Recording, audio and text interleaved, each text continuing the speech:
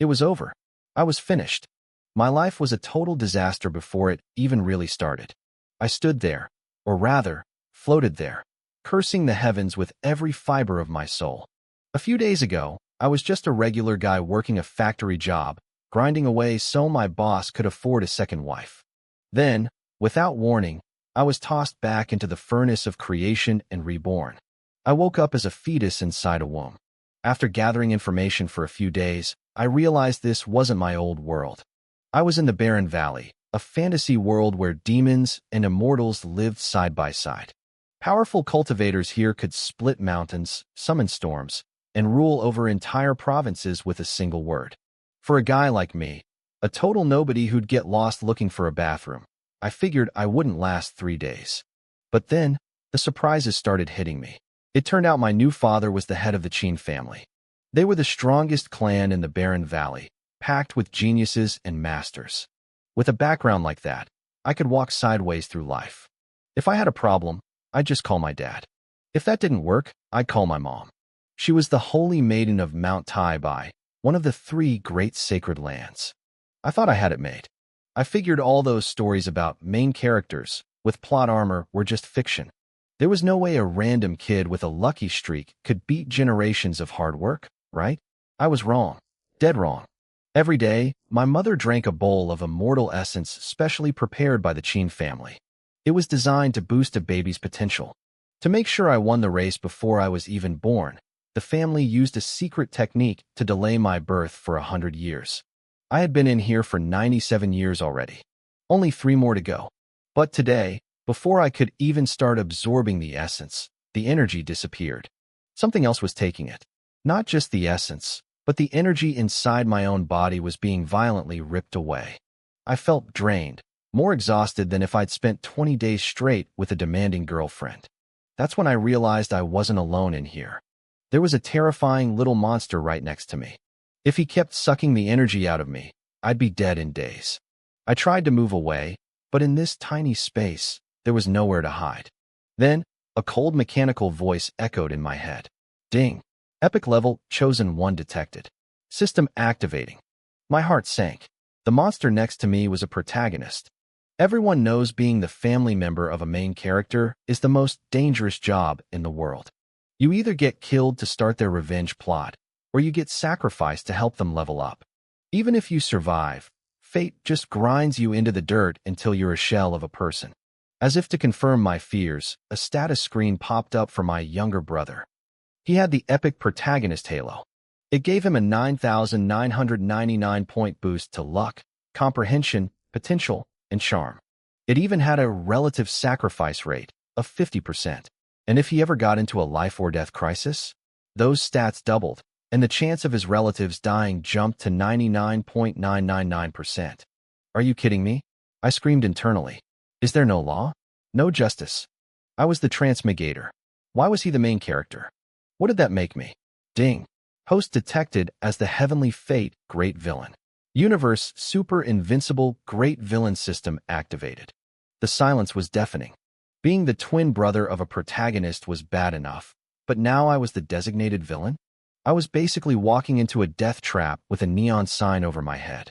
I started planning my survival immediately. I'd stay low. I wouldn't be greedy. I wouldn't chase women. I wouldn't take disciples. I'd stay hidden and never show off. If I saw a beautiful woman in trouble, I'd run the other way. And most importantly, I would never, ever do a villainous laugh. Ding. Friendly reminder. The system interrupted. Based on analysis, the host is greedy, lustful, a chronic boaster, and incredibly flashy. You are incapable of living a quiet, honest life. I lost it. What kind of nonsense is that? I'm a good person. When I saw the girl next door showering, I only opened the window so she could breathe better. When my neighbor wasn't home, I made sure to take care of his wife. My friends say I have the soul of a hero. The system ignored my defense and kept chiming. Ding. Great Villain Starter Pack issued. Congratulations. You have received the God-level halo, Aura of the Great Emperor. Congratulations. You have received the God-level Cultivation, 33 Heavens Creation Art. Congratulations. You have received the Mythic level item, Max level Red-Haired Monster Experience card. I stared at the descriptions. The aura of the Great Emperor gave me a 10 times multiplier to all my stats. The creation art was born from the Big Bang itself. And the experience card? It let me experience the power of a red-haired monster for 24 hours, allowing me to suppress anyone in the world who dared to call themselves invincible. Suddenly, being a villain didn't seem so bad. Wait, no? I was a man of culture. A gentleman. I couldn't just fall into darkness. But then, I felt it again. My brother was still sucking away my energy. He was relentless. I'd had enough. I aimed a kick right at his face. As Confucius once said, if a gentleman isn't heavy-handed, he has no authority. In other words, if you're going to hit someone, hit them hard. My brother didn't just take it. He swung back and punched me. My anger hit the boiling point. This one wasn't big enough for the both of us. System. Activate the aura of the Great Emperor. I felt my body transform. Power surged through every limb. With a heavy thud, I kicked out again. I stepped forward and delivered another kick. This one was different. With the aura of the Great Emperor active, my strength was on a whole new level. My younger brother seemed to sense the danger. He realized I wasn't someone to mess with and immediately settled down. He didn't dare suck away any more of my energy. I scoffed internally. So much for being the chosen one. He was just another bully who picked on the weak and feared the strong. I felt a wave of disgust and couldn't resist giving him one more kick just for good measure. Ding. Host has kicked the chosen one. Gained 10 villain points. 10 points? Based on all the web novels I'd read in my past life, I knew exactly what to do. I called out to the system mall in my mind. A second later, a golden interface flashed before my eyes. The treasures inside were so bright, they practically blinded me. First, there was the domineering aura. It was God level. The description said one crooked smile could make men die for me and women follow me forever. It even worked on spirit pets and weapons. The price? 99,999 points. Then there was the blackened heart. Another God-level trait. It allowed my combat power to double infinitely based on my rage. Same price. Finally, I saw the sacrifice law. This one was a passive God-level skill. If a loved one was killed, I could ignite the law to gain ultimate power, allowing me to slay gods and Buddhas regardless of level. Again, the price was nearly 100,000 points. I wanted them all. But looking at those long strings of numbers and my measly 10 points, I realized I had a long way to go. As a gentleman well-versed in Confucian thought, I knew I had to overcome these difficulties. Confucius once said that by reviewing the old, one learns the new. In my case, that meant I needed to keep reviewing my brother with my feet. I felt him getting restless again. Whack! I landed another small foot right on his face. Ding! Host has kicked the chosen one. Gained 10 villain points. Since I was still just a fetus developing in the womb, I got tired pretty quickly. I decided to stop the bullying for a moment and called the system to start practicing the 33 Heavens creation art to recover my stamina. Ding! Initiating transmission of the 33 Heavens creation art. Boom! A massive flood of information rushed into my brain like a tidal wave. My meridians mapped themselves out in my mind, and the secrets of the technique were carved into my soul. I didn't know much about the cultivation levels in this world yet, but I started practicing anyway. I entered a deep meditative state instantly. My mind went empty, and the energy around me began swirling into my body like a hurricane. My younger brother was so terrified he scrambled into a corner of the womb, shivering. Outside, my mother, Yunxia, felt the change. She was the former saintess of the Taibai Immortal Mountain and the current wife of the Qin family head. She felt the little guys finally quiet down and gently stroked her belly. They had been putting her through the ringer lately. Suddenly, her eyes widened. She felt a rhythmic, organized absorption of spiritual energy coming from inside her. It was as if a fetus was practicing a cultivation technique. Innate technique? She whispered, her joy impossible to hide. In this world, techniques were ranked from yellow, black, earth, and heaven, up to saint and god levels. Most people could only hope to master a technique created by someone else. But a baby practicing a technique from the womb? That was a once-in-a-thousand-year event. It meant the child was born with a saint-level technique or higher, perfectly attuned to their own body. This was exactly why the Qin family had spent a fortune using secret methods to delay my birth for 100 years. They were gambling on this exact miracle. "My son, you've made your mother so proud," she beamed. She knew her status in the family was now unshakable. Even the old ancestors would have to treat her with the utmost respect. The news spread fast. Several Qin family ancestors broke their seclusion and rushed over to shower her with attention. "Xia, you are the hero of our family," one shouted. "Whatever you need, just ask. Do you like your room? If not, I'll build a replica of your old sect right here." "Why is she only getting one bowl of immortal elixir a day?" another barked. "If the Wang family hears about this, they'll think we're poor. One bowl every hour." As they bickered, a cold snort echoed in their ears, making them jump. "Get back to your cultivation, all of you," a stern voice commanded. "If you scare the little guy, I'll hang you from the crooked tree at the front gate and beat you." The ancestors scattered like startled birds. Even though they were thousands of years old, they were like children in front of the second ancestor. Getting beaten in public would be the end of their dignity. Xia tried to kneel in respect, but a gentle force stopped her. "You are pregnant. Forget the formalities," the second ancestor's voice boomed, though he remained hidden. "This child's technique is extraordinary. I see the potential of a great emperor in him." The entire Qin family went into high alert. Thousands of elite disciples surrounded the compound. If a mosquito flew by, they'd check if it was male or female. "My son has the potential of a great emperor." A large man standing next to Xia couldn't stop grinning. "This was my father, Qin Tian. He looked so happy he almost looked stupid. He wanted to go in and show his son some tough love early on, but he knew how important I was to the clan, so he stayed back, just hoping I'd come out soon. But I had no intention of leaving yet. For the next 3 years, my life followed a simple 3-step routine: eat, sleep, and kick my brother." Finally, the day came. 3 years had passed in a flash. The Qin family was a hive of activity. Every elite guard was on high alert, ready to kill anyone suspicious on sight. "Why isn't he out yet?" the midwife cried. "Madam, push." Qin Tian paced back and forth outside the room, his face a mask of pure agony. Every time my mother let out a heart-wrenching scream, he flinched as if he were the one being torn apart. "Don't be nervous. It's fine," the Qin family ancestors said. They sat in the courtyard sipping tea, trying to act like calm, experienced elders who had seen it all. But I saw through them. Their eyes kept darting toward the door. They weren't calm at all. Sure, a high-level cultivation technique was rare, but the Qin family was the top clan in the desolate valley. They could find a few if they really looked. What they truly cared about was me. A child who could comprehend divine techniques in the womb and reach peak mastery before even being born. That was the definition of invincible.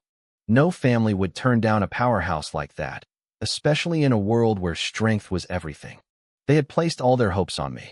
Inside the womb, I noticed my younger brother trying to make a move for the big brother title again. I didn't hesitate. I kicked him right into the corner. Since I'd activated my great emperor posture and started practicing the 33 heavens creation art, I had spent every single day beating my brother. It was about establishing dominance. Now, if I even twitched, the little guy would curl up in a ball and tremble. I took the best nutrients, and he only got the leftovers once I was full. Plus, after 3 years of nonstop bullying, I had racked up over 33,000 villain points. I was ready to get out and start spending. The 3-year limit was up. It was time for my grand entrance. I could practically see the light at the end of the tunnel. "Ah!" Xia screamed, her hands gripping the bedsheets so hard they nearly tore. I was putting her through the ringer. With one final, piercing cry, she hit her limit, and I finally slid into the world. I wanted to announce my arrival to the entire desolate valley with a roar, but all that came out was a loud, rhythmic wailing. "He's out! He's out!" Qin Tian shouted outside, his voice cracking with emotion. The heavy weight on his heart finally vanished. Whether it was fate or just family tradition, they decided to keep the name I already had, Qin Feng. Suddenly, a cold mechanical voice echoed in my head. "Ding! System detects the birth of the heavenly destiny villain. Arranging exclusive worldly phenomenon." Boom. The sky, which had been clear a moment ago, was suddenly swallowed by thick, ink-black clouds. Thunder rolled and lightning lashed out. The world turned dark, and a blood-red moon rose into the sky. A vision, a sign of a monster.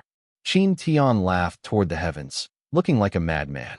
My son truly has the potential of a great emperor. The surrounding disciples rushed forward to congratulate him, but the ancestors weren't laughing. They stared at that crimson moon with grim expressions.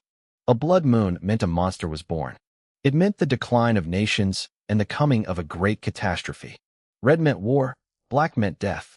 It was a sign that the world's righteous energy was fading, replaced by malice and resentment. This child might bring a disaster to the desolate valley, one ancestor whispered. They looked at each other. Abandoning a genius of their own blood was out of the question. If a catastrophe was coming, the Qin family would simply fight their way through it. Meanwhile, other powers in the valley watched the sky in terror, sending out scouts to find out which family had birthed this omen. The peace was officially over. Back in the room, I had been cleaned up and handed to Qin Tian. So this is my cheap dad? I thought, looking up. Man, he's ugly. My dreams of being a peerless, handsome young master shattered instantly. He was a rugged, burly man with thick features. I seriously wondered if my mother had married him just to spite someone. But then I looked at my mother lying on the bed. Her skin was like snow, her eyebrows like distant mountains. She was the most beautiful woman I had ever seen. I breathed a sigh of relief. As long as I took after her, I could still live off my looks. Good. Excellent.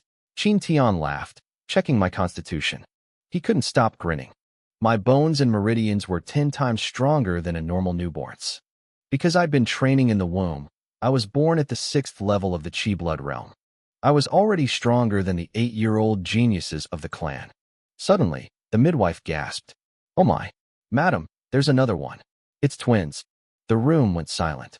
Everyone assumed it was just me. If the first twin was this terrifying, triggering visions and mastering divine arts, then the second one had to be a monster too, right?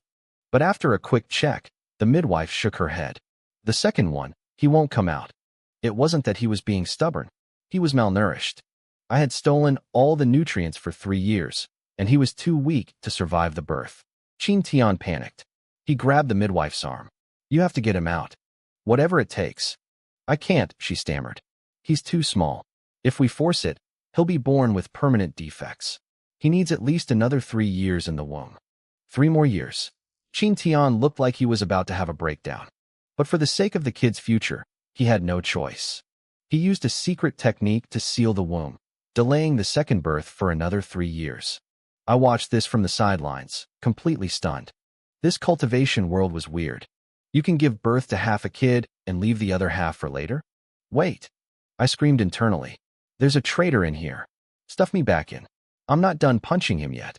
A few days later, Qin Tian was holding me, trying to enjoy fatherhood. Good son, call me daddy. Say Daddy White.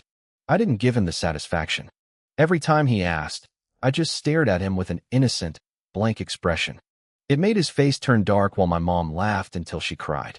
He was such a child. I ignored my doting father and pulled up the system store. Now that I was out, my cultivation speed had plummeted. In the womb, I had high-grade nutrients and my mother's help. Now, I was on my own. I only had 33,000 points. I needed a way to level up fast. System, I thought. What should I buy? Suggestion, the system replied. Purchase the Comprehension Halo. It will massively increase your natural talent for understanding the world. The system told me that if I could master the first layer of the 33 Heavens creation art, my cultivation speed would skyrocket. But first, I needed the Comprehension Halo. It cost 30,000 points and lasted a month, but it boosted my natural understanding 100-fold. Even a pig would become a genius with that kind of buff, let alone a super talent like me. I nodded and confirmed the exchange. I didn't just want power, I wanted the full set of the creation art. According to my memories, if I mastered the whole thing, I'd be immortal. Even if I were killed, I could be reborn from a single drop of blood. It was the ultimate skill for a villain looking to loot treasures and steal other people's wives. Wait, no? I was a gentleman who read the Aniclimax. I couldn't fall that low. A loud bang echoed in my head as the system activated the halo. My soul felt like it was floating. Everything about cultivation that used to confuse me suddenly clicked. It was effortless. 3 years passed in the blink of an eye. I was 3 years old now, a cute little kid with a face like carved jade. I used my innocent looks and my knowledge of social graces from my past life to make everyone in the Chin family love me. I smiled at everyone. Whether it was the young single ladies or the married women, they all wanted to pick me up and kiss me. Being a polite Confucian gentleman, I knew I had to return the favor. Every time a girl kissed me, I made sure to kiss her back. The system kept accusing me of being a pervert and taking advantage of them, even awarding me villain points for it. Was I really that kind of person? Even if I had the heart for it, I didn't have the tools yet. Besides, I had bigger things to worry about, like my younger brother. Ever since he got the womb to himself, he had been showing off. He was already sensing the laws of heaven and earth and creating his own high-tier cultivation techniques. Dragons and phoenixes appeared in the sky whenever he moved. The whole family was ecstatic. Even the reclusive ancestor came out to name him Chin Hao. Faced with such a monster of a brother, I didn't dare slack off. To the world, we were both geniuses. But I knew the truth. I hadn't gained a natural technique in the womb. I only had my system. I was already behind at the starting line. If I didn't want to be sacrificed or killed later, I had to work. I finally mastered the first layer of the creation art. My cultivation hit the 9th stage of blood refining. I was one step away from the opening origin realm, where I could store spiritual energy in my dantian. A 3-year-old in the opening origin realm would break every record in the desolate valley. I sat cross-legged on my bed and opened my eyes. "Break!" I shouted internally, slamming my spiritual energy against the barrier. A muffled explosion rocked my body. A dim starry sky appeared within my dantian. Spiritual energy rushed in like a tide, lighting up the stars with the power of creation. I exhaled a long breath of turbid air. I was 10 times stronger than before. My recovery speed was now insane. I was one step closer to immortality and the wives. I mean, just immortality. I looked at the moon. It was almost time for my brother to be born. I actually missed him. Ever since he took over the double room, my source of villain points had dried up. I'd only managed to scrape together 1,000 points from the ladies over 3 years. It was nothing compared to the haul I got from punching my brother. "My foolish little brother," I whispered. "You have no idea what I've been through." I had 4,300 points saved up. I'd been stingy because I was terrified of my brother's chosen one luck causing some family extinguishing event. It was time to gear up. I opened the store and bought the first volume of a movement technique called Phantom Vanish. It cost 4,000 points. If you want to be a wolf, you need sharp teeth and fast legs. Against a protagonist like my brother, I needed to be the fastest man in the valley. If things looked bad, I needed to be able to run. The technique flooded my brain. I saw a figure moving with such speed and complexity that it was impossible to touch. I was getting closer to my goal of being unreachable. The next day, news of my breakthrough hit the family like a lightning bolt. My father, Chin Tian, couldn't stop laughing. "My son, Chin Foam, has the potential to be a great emperor," he shouted to anyone who would listen. I felt a wave of panic. In my old world stories, there was always a villain father who bragged like this right before the protagonist showed up to ruin everything. My mother, Yun Xia, walked over, her belly huge. She rubbed my head affectionately. She loved how well-behaved and hardworking I was. I never cried or threw tantrums. I was the perfect child. I rolled my eyes internally. I didn't work this hard because of dreams or responsibility. I did it because my brother was a freak of nature and I didn't want to die young. Just as we were enjoying the family moment, my mother's face suddenly twisted in pain. My mother's face twisted in pain. A storm erupted outside instantly. The wind howled, lightning tore through the sky, and thick black clouds swallowed the sun. High above, the cries of dragons and phoenixes echoed through the void. The golden phantom of the Dragon Emperor, which had hovered over our home for 3 years, finally began to solidify. My brother was coming. The Chin family was ready this time. We'd been waiting 3 years for this moment. Midwives rushed into the room with practiced speed. Elite disciples took their positions, forming a perimeter to protect the family's future hope. I watched the chaos, my heart racing. "My foolish little brother, you're finally being born." I was excited but also terrified. I wanted to meet him, but I knew his main character energy was about to flip my world upside down. My father, Qin Tian, was pacing like a caged animal. He was a mix of fury and joy. He was angry that his second son had stubbornness enough to stay in the womb for 3 extra years, but he was thrilled to finally see him. He kept muttering about whether the boy would have the earthly aura of a true ruler. Thunder crashed again. Inside the room, my mother's screams grew louder. But the baby wouldn't come out. The Dragon Emperor Phantom circled the roof frantically, as if something was wrong. It's a second child, I thought, sweating. Why is it this hard? I started to worry. Was my brother's protagonist Halo already causing trouble? Usually, when a hero is born, everyone around them starts dying. Suddenly, a terrifying pressure descended from the sky. It felt like a mountain was being dropped on our heads. The weight was so heavy it made the labor even more difficult.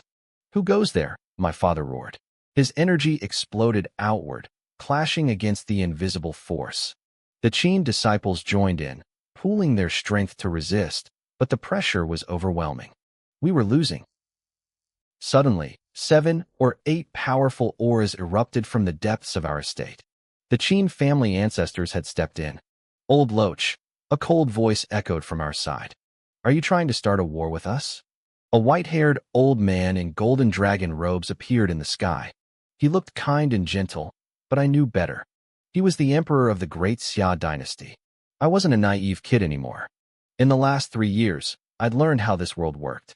The desolate valley was a mess of sects, tribes, and ancient families.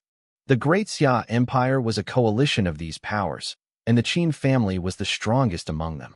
We were the first family, which basically meant we were the biggest thorn in the emperor's side. The emperor smiled, acting like nothing had happened. He drifted down from the sky, his eyes landing on me. So, this is the eldest son of the Qin family? He reached out to pat my head. Zip. I didn't hesitate. I triggered Phantom Vanish and blurred backward, putting 20 feet of safety between us. This guy had just tried to suppress my brother's birth. If I let him touch me, his bad luck might rub off, or worse, he might just accidentally crush my skull. A divine technique? The Emperor's face paled. He was a top-tier expert. To him, my speed was nothing. He could still swat me like a fly. But the fact that a 3-year-old could move like that shocked him. I was at the opening element realm already. In his eyes, I was a freak of nature. I saw his eyes darken. There was a prophecy about a monster being born under a blood moon who would bring the empire to its knees. He was looking at me like I was that monster. My father was stunned. He didn't know I'd mastered such a high-level movement technique. He beamed with pride, realizing it wasn't a Qin family move, but something I'd seemingly realized from the laws of heaven and earth. The Qin ancestors stepped forward, shielding me like a pack of wolves protecting a cub. Forgive him, one ancestor said dryly. The boy is shy around strangers. The emperor stared at me, his smile forced. I realized I had backup now, so I decided to play my part. Your Majesty, I shouted, putting on a look of pure adoration. I've heard so much about you. They say you're brilliant, brave, selfless, and tireless. A true hero of the ages. Seeing you today, wow, the rumors didn't do you justice. I laid the flattery on thick, watching his ego swell. Then I pivoted. Surely, I said, blinking my big, innocent eyes, a great and noble emperor wouldn't visit a neighbor's house empty-handed while they're celebrating a birth, right? The emperor's eye twitched. I had him trapped. If he said he wasn't here as a guest, he'd be admitting he came to cause trouble, and the Qin ancestors were looking for an excuse to deck him. But if he said he was a guest, he needed a gift. And he clearly hadn't brought one. No way. I gasped, my voice loud enough for everyone to hear. Is the great emperor of Xia really that stingy? Coming to a housewarming with nothing? The ancestors were vibrating with silent laughter. They hated this guy. Of course not. The emperor muttered, his face turning a sour shade of red.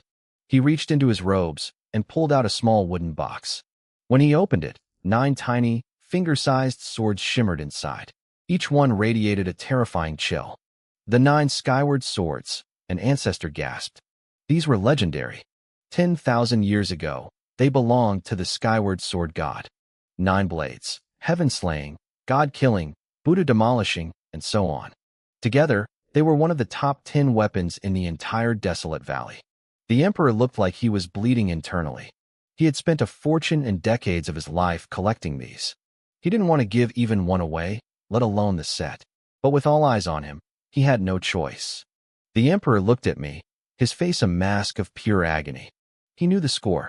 If he didn't give me a sword, he'd have to part with one of the high-level divine artifacts he was actually wearing. Between two evils, he chose the lesser one.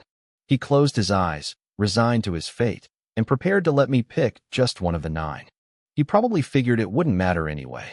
He believed that once he dealt with the threat my family posed to his throne, these swords would find their way back to him. After all, the Qin family having 2 geniuses born in one day didn't just threaten his power, it broke the balance of the entire world. The cake was only so big. If we grew up, everyone else's share would shrink. But I didn't wait for him to offer me a choice. I flashed my most innocent, harmless smile and snatched the entire wooden box right out of his hands. "Thank you so much for the 9 skyward swords, Your Majesty," I chirped. I didn't actually know the history of these blades yet.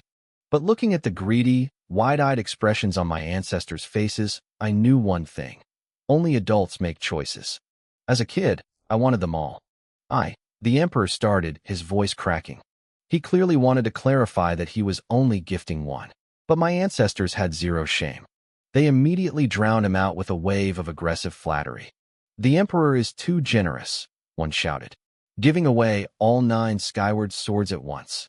I'm so moved I could cry," another added, wiping a fake tear. "If I were a woman, I'd marry him on the spot."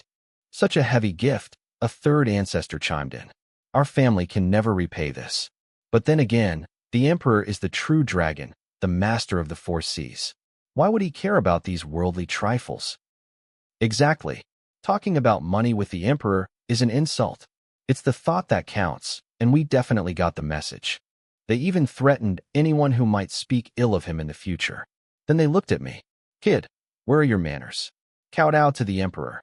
I didn't hesitate. I thumped my head on the ground 3 times, as sincere as a man visiting a grave during a spring festival. A chime echoed in my head. Ding. Congratulations to the host for promoting the villain spirit. You robbed a rare divine weapon without paying. Reward, 1,000 villain points. Robbed? Who robbed him? I told the system to shut up. This was a gift, freely given. I condemned the system for its poor choice of words. The emperor looked like he was about to have a medical emergency. He realized the Qin family had absolutely no dignity. And just as he was processing that, I looked up at him again with those big, watery eyes. "Your Majesty," I whispered, "have you heard of the rule of the martial world? When an elder meets a junior for the first time, there's always a meeting gift." The emperor nearly spat out a mouthful of blood. He had never seen anyone this thick-skinned. "I think I've heard of that rule," one ancestor said, fueling the fire. They were all in on it now. They wanted to bleed this tycoon dry. Even the surrounding Qin disciples felt embarrassed. They had lived in the family for years but realized they hadn't even scratched the surface of the family's ultimate secret technique, extreme shamelessness. "Oh no, this is bad." I started wailing dramatically. The leader of the great Xia dynasty, the strongest nation in the desolate valley, is too stingy to give a kid a meeting gift. The news will spread. The emperor's hands shook. If the ancestors weren't standing right there, I'm sure he would have strangled me. He regretted ever leaving the palace today. He'd already lost his swords, and now I was digging for more. To save his precious face, he reached for a small jade gourd hanging at his waist. It was etched with gold thread cloud runes and pulsed with a high-end aura. The heavenly treasure gourd. The ancestors' eyes lit up. The royal family really was loaded. This wasn't a weapon or a shield. It was a utility treasure. Wearing it calmed the mind, prevented inner demons during cultivation, and massively boosted recovery speed. It was a dream item for any cultivator.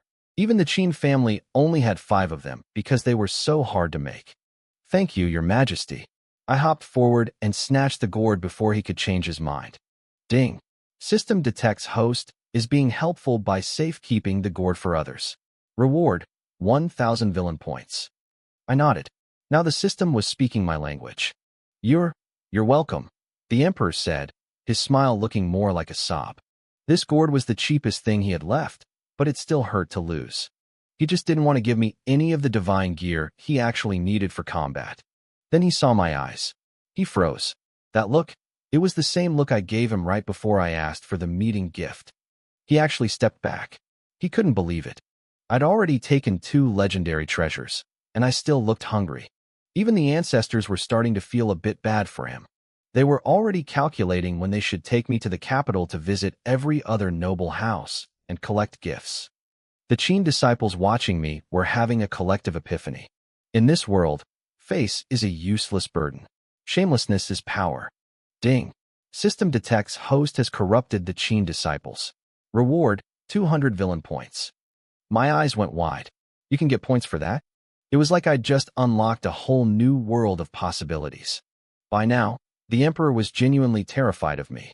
Before I could open my mouth again, he turned into a streak of golden light and shot into the sky. I just remembered I have urgent business in the palace, he bellowed from the clouds.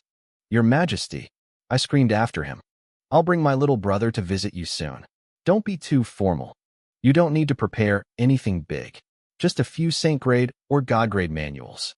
And maybe a dozen of those gourds. I'm just a kid, I don't need much. The golden streak in the sky wobbled violently, nearly falling out of the air before accelerating away. I tossed my hair back, striking a pose. Why is everyone staring? Never seen the most handsome guy in the valley before. Son, you're still young. Let daddy keep this safe for you. My dad, Qin Tian, walked up with a predatory grin and snatched the box of swords from my hand. Even the head of the greatest family couldn't resist the top 10 weapons in the world. The disciples groaned. So this was our clan leader? Stealing from his own son? You say you love me, but you just want my treasures. I wailed, throwing myself into an ancestor's arms for comfort. You useless brat, the ancestor barked at my dad, kicking him square in the butt. He snatched the swords back and handed them to me, publicly declaring they belonged to me and me alone. My cheap, Dad looked incredibly wronged, but I didn't care. I had the loot. The surrounding disciples looked at me with pure envy. I was a 3-year-old toddler holding one of the top 10 divine weapons in the world, wearing a heaven treasure gourd that most cultivators would kill for. If word got out, I'd be the most hated kid in the realms. Suddenly, thunder roared again. A massive dragon phantom charged down from the clouds, diving straight into the room where my mother, Yunxia, was giving birth. There was no crying, only silence. A moment later, a young maid ran out, her face beaming. It's a boy. It's a boy. Mother and son are both safe. I felt my heart drop back into my chest. That sudden pressure earlier had nearly scared me to death. I was genuinely worried my younger brother's protagonist aura would kick in and cause some freak accident. Soon, the baby was washed and carried out. I leaned in to compare our faces. He looked exactly like our cheap dad, Qin Tian. He didn't inherit our mother's peerless beauty like I did. But that didn't matter. What mattered was that he was finally out of the womb and in my hands. Inside the womb, I had to be careful. Out here, I could spend all day bonding with him. My little brother seemed to sense my presence. He became visibly restless, squirming in his swaddles. If he could talk, he'd probably be screaming for me to stay away. The Qin family ancestors frowned as they hovered over him. They felt a strange, mysterious aura radiating from the baby. Even after living for thousands of years, they couldn't put their finger on what it was. They'd need to consult the ancient texts to figure this one out. As everyone studied him, I finally found my opening. Hey, why isn't my little brother crying? I asked, looking concerned. Is there something wrong with him? The realization hit everyone at once. He hadn't made a sound. It was completely different from how normal babies behave. Just as the ancestors reached out to check him, I moved faster. Slap.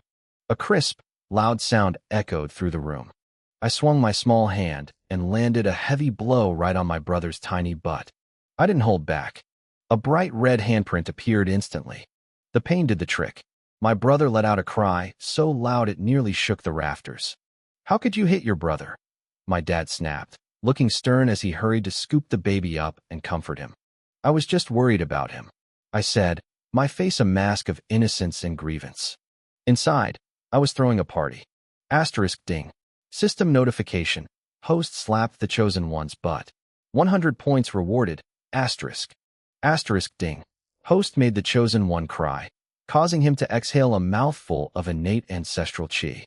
This breath is worth 3 years of bitter cultivation. 30,000 points rewarded, asterisk. Asterisk ding. Host disrupted the chosen one's destiny. 1 gacha pull rewarded, asterisk. I froze. I didn't even know what innate ancestral chi was. The system explained that everyone is born with a sliver of primordial energy from before their conception. If refined, it jumpstarts a cultivator's journey. I felt a surge of regret. If I'd known that stuff was so valuable, I wouldn't have spent my own birth screaming like a show-off. I guess that's the difference between a protagonist and a villain. But how did my baby brother know to hold his breath? I watched him suspiciously for a few days, wondering if he was some reincarnated powerhouse. But after a week, he just seemed like a normal baby. He ate, slept, and cried constantly. He cried so much he nearly drove my dad insane, effectively killing any desire my father had for a 3rd child. My mom, however, had a different look in her eyes whenever she looked at Dad. It was the look of a woman who had married him specifically to birth a small army of sons just to spite him. That night, from my courtyard next door, I could hear the flickers of the candle and the rhythmic sounds of my parents, well, composing poetry. A few days later, I sat cross-legged in my courtyard. Since breaking through to the first level of the opening element realm, my progress had stalled. My 33 Heavens creation technique was lagging behind. It was like I had a brand new sports car, but the engine was an old model that couldn't keep up. I needed to comprehend the 2nd level immediately. Well, my stupid little brother is here now, I whispered. Time to get to work. I opened the system. I had 32,400 villain points and 1 special gacha pull. The system said these pulls only happened when I ruined the protagonist's luck, and the prizes were top tier, god-grade physiques, divine abilities, and legendary techniques.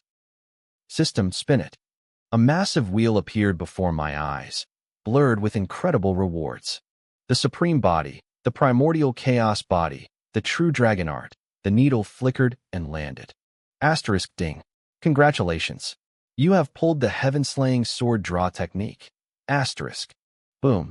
A bolt of lightning went off in my head. My consciousness was pulled into another world. A man in black stood before me. Without a word, he gripped his hilt. Clang. A single, brilliant flash of sword light tore through the sky. It was elegant, cold, and terrifyingly fast. The world seemed to split in two. That image burned itself into my soul, leaving me breathless. When I snapped back to reality, I was drenched in cold sweat. Real swordsmanship didn't need flashy moves. 1 draw, 1 kill. That was it. The problem was my cultivation. Even though I knew the technique, my 3-year-old body couldn't handle the strain of actually performing it. I needed to get stronger, fast. System, exchange 30,000 points for a 1-month comprehension aura. The familiar feeling of mental clarity washed over me. Everything I hadn't understood about my cultivation suddenly became crystal clear. Just then, an old man appeared in my courtyard. It was the 10th ancestor of the Qin family, my great-grandfather. My actual grandfather had been missing for centuries, and the family was still debating whether to hold a funeral or keep waiting. My dear great-grandson, the 10th ancestor beamed, picking me up. He adored me. The ancestors were thrilled that I'd broken through to the opening element realm, but they were also terrified. Breaking through without a mentor was incredibly dangerous. You could easily destroy your own meridians. They had decided the 10th ancestor would be my personal tutor. I wanted to tell him it wasn't necessary. I had the full version of my technique. I knew exactly what to do. As for learning battle arts and movement techniques, he didn't need to teach me. He just needed to lend me my brothers, but for 2 days. I could learn anything as long as I had a protagonist to smack. The 10th ancestor looked at me, his eyes narrowing. He thought I was getting arrogant. He wanted to knock me down a peg, to show me that there's always a higher mountain and a bigger fish. In his mind, cultivation was like rowing against a current. If I didn't push forward, I'd drift back. He took a deep breath, grounding his energy. Suddenly, he stomped his foot. The ground groaned, and fallen leaves leaped into the air, dancing around him. He pressed his index and middle fingers together, pointing them toward a massive rock formation 10 meters tall. Swish, swish, swish. Those harmless leaves transformed into lethal blades of energy. They shredded the giant rock into pebbles in seconds. The 10th ancestor turned to me, his voice heavy with wisdom. Did you see that, boy? That's the first heaven tier technique I ever mastered, falling leaf strike. I practiced this in solitude for over 10 years to reach great success. The moment I stepped back into the world, I became a legend. He was still mid-brag when I decided to try it. I copied his stance, grounding my energy and stomping my foot. A few leaves fluttered up. I mimicked his finger gesture and pointed at a nearby stone table. Swish! The leaves flew out like serrated steel plates, embedding themselves deep into the stone. If my cultivation were higher, I would have turned into a human wood chipper just like him. He told me it took 10 years of hard work. I didn't feel any difficulty at all. With my current comprehension, I figured I could hit great success in a month, tops. Maybe it was the 100-fold comprehension aura I had active, or maybe this technique was just too low-level for a fantasy world. Either way, I wasn't impressed. I'd rather smack my brothers, but for some god-tier rewards. The 10th ancestor stood there in dead silence. He looked like he'd just been slapped. My casual comment about it only taking a few weeks was a critical hit to his pride. He looked away, muttering to himself that he needed some space. I could practically hear him chanting, "Don't get mad. He's just a kid," over and over in his head. Suddenly, a notification popped up. Ding. Host detected being disrespectful to elders. Gained 100 villain points. I was genuinely confused. How was I being disrespectful? The system clarified. Not listening to an old man's advice counts as disrespect. I was speechless. Apparently, the system lived in the dark ages where an elder's word was law. Whatever. If being disrespectful meant being happy and getting points, I'd take it. Just then, the other ancestors walked past my courtyard with grim expressions. They didn't even look at me as they rushed toward my parents' quarters. Curious, I followed them. Inside, the ancestors were huddled around my younger brother, comparing him to ancient texts. Within minutes, they burst into ecstatic laughter. The Supreme Bone. It's true. That mysterious aura is the legendary Supreme Bone. This child is a born supreme. The heavens are blessing the Qin family. My heart sank. The child of destiny, plot armor was getting ridiculous. Ding. Epic villain task triggered. Rip out your brother's Supreme Bone. Reward. Invincible dual pupils. I nearly spat out a mouthful of blood. This system was definitely not righteous. That was my own flesh and blood they were talking about. The Supreme Bone can be broken and then reborn. The system whispered, tempting me. For a split second, I was tempted. But I shook it off. If I actually ripped the bone out of my brother, my parents would skin me alive. My reputation would be trashed. It was a high-risk move I wasn't ready for. I needed to clear my head. I went back to my courtyard and dove into cultivation. I thought knocking away my brother's birth weapon would give me a break, but now he had a Supreme Bone. I couldn't slack off for a second, or I'd end up as a footnote in his legend. I sat cross-legged and entered a deep meditative state. The second stage of my technique was way more complex than the first, but the results were worth it. My recovery speed skyrocketed. The treasure gourd hanging around my neck glowed softly, keeping my mind clear and doubling my cultivation speed. The 10th ancestor watched me from the sidelines, his eyes gleaming with pride. He loved that I wasn't letting my talent go to my head. He saw a kid who was hardworking and grounded. Spring went and autumn came. 5 years passed in a flash. I was 8 years old now. Thanks to the second stage of my technique, my cultivation had surged. I reached the 9th layer of the opening element realm, just one step away from the transcendent realm. Unlike my current stage, transcendents could project their energy to kill from a kilometer away. I sat in a tub filled with medicinal herbs provided by the family. It was a perk of being a young master, but man, did it sting. I gritted my teeth, trying to force my spiritual energy outward. Boom! A dull thud echoed from within my body.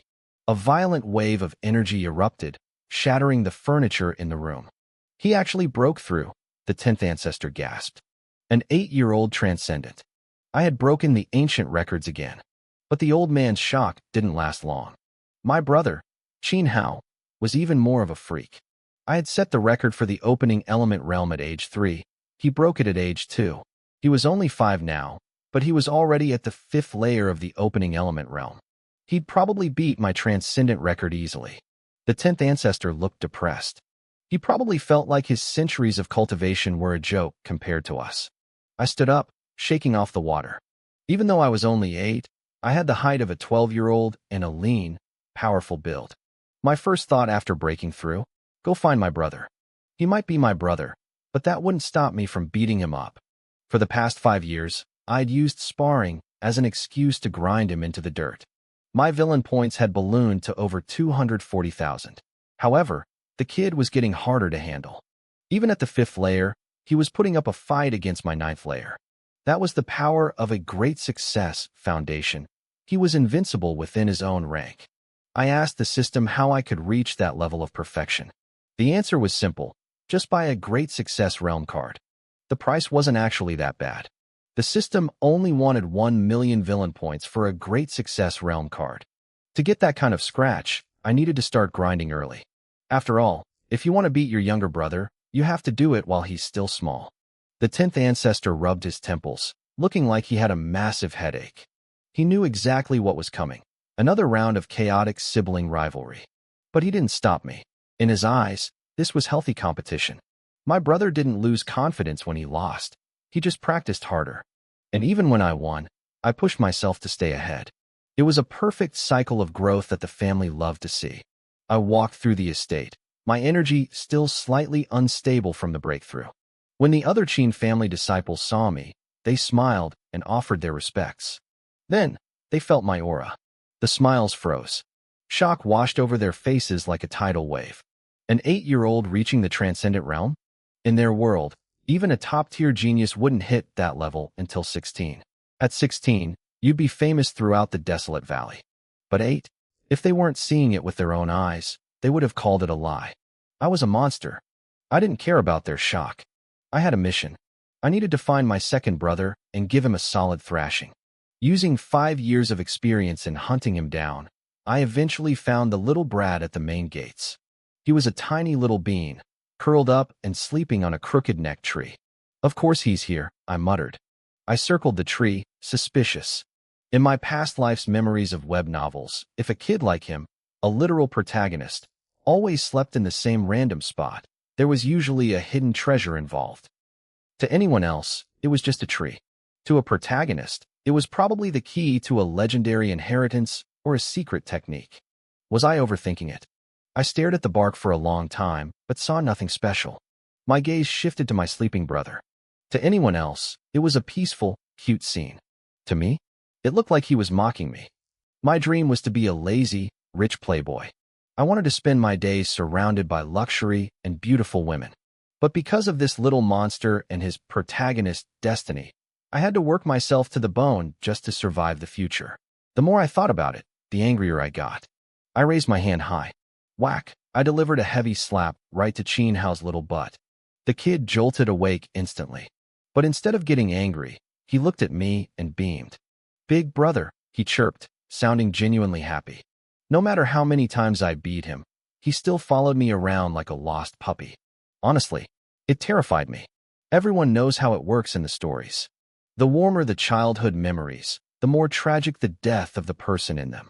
Aside from the female lead, anyone the protagonist loves usually ends up in a coffin to fuel his growth. I could almost see the Grim Reaper standing behind him, waving at me. "Brother, let's go out," Qin Hao said, eyes sparkling with anticipation. I rolled my eyes. He really overestimated my freedom. We were the future hopes of the Qin family.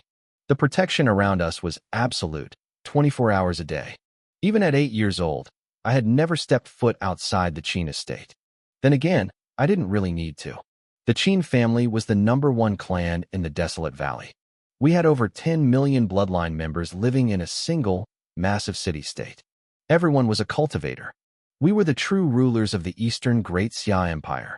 People here might not know the emperor's name, but they damn sure knew the name Qin. "Please, brother," Qin Hao pleaded, shaking my arm. He was trying to look pathetic to get his way. If he were a cute little sister, I might have folded. But since I wanted him to have a complete childhood, the kind involving discipline, I decided to play a game. "Fine," I said, nodding. "Go wait for me outside the city gates. I'll go tell Mother." "Yes, you're the best." He skipped away, completely unaware of how cruel the world and his brother could be. As soon as he was out of sight, my kind older brother mask dropped. I sprinted into the house toward our mother, Yinxia. Mom, second brother is running away from home. I yelled, playing the snitch.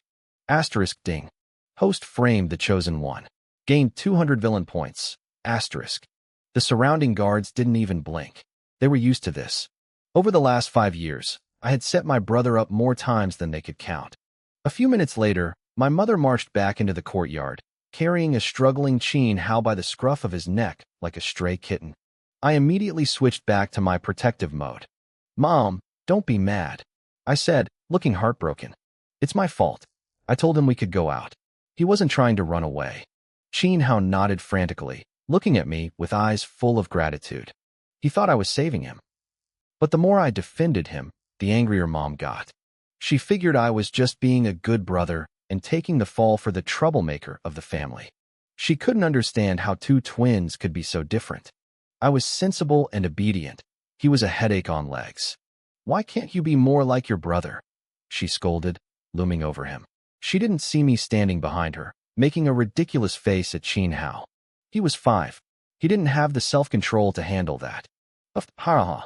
He burst out laughing right in her face. That was the final straw. I watched Mom's face turn red.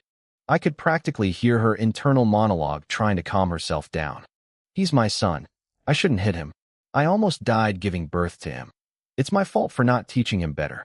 Then, the logic flipped. Spare the rod, spoil the child. If I don't hit him, he'll never learn. She couldn't control the primordial power rising in her chest anymore. Mom, please. He's just a child, I cried out, rushing forward to stop her. As I moved, I conveniently accidentally placed a willow branch right into her hand. Move, Shinner. I have to teach this brat a lesson today. She snatched the willow branch. The guards winced. They had expected a feather duster, but a willow branch? That was going to sting. I waited for the system notification to pop up, ready to enjoy the show, when suddenly, music filled the air. A massive procession appeared in the sky, approaching with overwhelming pressure. 9 mountain-sized spirit beasts were pulling a luxurious carriage. Behind them, an entire army rode flying beasts, their armor glowing with spiritual light. It was a display of wealth and power that screamed top-tier sect. I recognized the insignia immediately. It was the Lin family from the City of Heaven's Heart. The Lin family of Heaven's Heart City wasn't like us. While the Qin family ruled through blood and kinship, the Lins were like regional overlords. They controlled the western reaches of the Great Xia Empire with a massive army of 1 million armored soldiers and a circle of powerful experts they'd recruited over the years. They were a force to be reckoned with. I'll deal with you later, Mom hissed, throwing a final glare at my brother, Qin Hao. She grabbed both of us and dragged us toward the house. The city's bells and drums began to thunder in a massive welcome. Tens of thousands of high-level Qin disciples lined the streets, putting on a show of strength for our guests. Mom quickly swapped our clothes for formal robes, and we were whisked away to join my cheap father, Qin Tian, at the city gates. Standing there, Dad looked different. Gone was the goofy man who joked around at home. He stood like an immovable god of war, radiating raw power. Brother Qin Tian, it's been too long. I've missed you. A middle-aged man in luxurious robes stepped down from the lead carriage. He rushed forward to embrace my father, but one look at his face told me everything I needed to know. He was a total fox, shrewd, calculating, and dangerous. This was Lin Hao. Brother Lin Hao, I've missed you too, Dad laughed heartily. I couldn't tell if there was a single ounce of sincerity in his voice. After the usual pleasantries, Lin Hao's eyes drifted toward me and Qin Hao. And these two must be your sons. The twins born 3 years apart. I knew why he was here. He hadn't traveled thousands of miles just for a chat. The Great Xia royal family was getting nervous about the Qin family's rising power, especially after my brother and I started breaking ancient records. They were reaching out to other clans to suppress us. To protect ourselves, the Qin family needed allies. This visit was about a marriage alliance. Lin Hao wanted to pick one of us to betroth to his precious daughter. Indeed, Dad said, beaming with pride. This is my eldest, Qin Yuan. He has the potential to shake the earth. And the younger one, Qin Hao possesses the legendary Supreme Bone. Most families would be lucky to have one genius. Dad had two. He was practically glowing. The Supreme Bone is well documented in history, but as for shaking the earth, I'll believe it when I see it. A haughty little girl stepped out from behind Lin Hao. This was Lin Xiner, the little princess of Heaven's Heart City.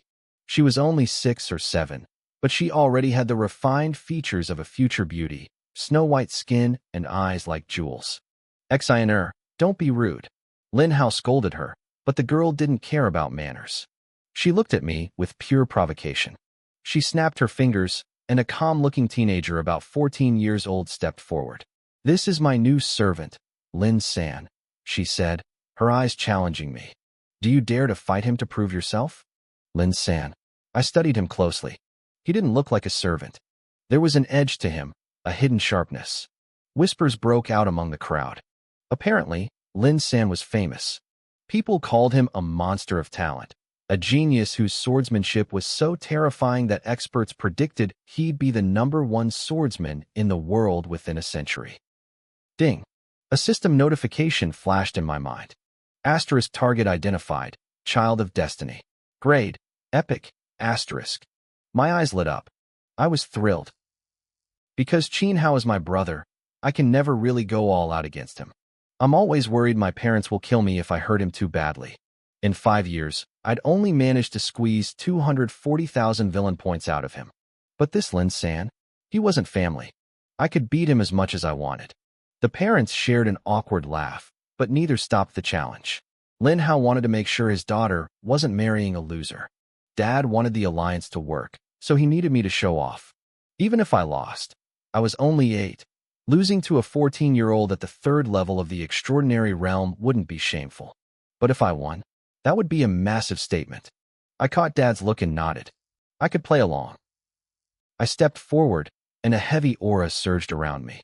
The fallen leaves on the ground began to tremble and slowly flowed into the air. 1st level of the extraordinary realm. Lin Hao's face paled. An 8-year-old reaching the extraordinary realm was unheard of. But it was the floating leaves that really shocked them.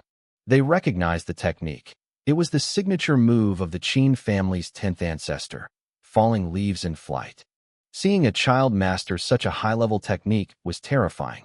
Lin Hao finally understood why the emperor was so desperate to crush us. If we grew up, the royal family would be finished. "Please, guide me," Lin San said, bowing slightly. He had manners. I, however, did not. I never take chances with a child of destiny, and I certainly don't care about honor when my opponent is 6 years older than me. Before he could even finish his bow, I pointed a finger. The floating leaves turned into razor-sharp blades, whistling through the air from every direction like a meat grinder. "Hey, that's cheating. You didn't even say start," Lin Xiner screamed, outraged by my lack of sportsmanship. Clang! Lin San drew his sword in a blur. His movements were fluid, like water under moonlight. He parried the leaves with surgical precision, shattering them into dust. He lunged forward, his blade cutting through my formation until he broke the technique entirely. He looked cool doing it, but I saw the faint cuts on his clothes. His heavy breathing told me that move took a lot out of him. Good. I followed the golden rule of fighting. When your enemy is down, kick them. I activated my phantom vanish movement technique and blurred across the distance. I appeared right in front of his face before he could react.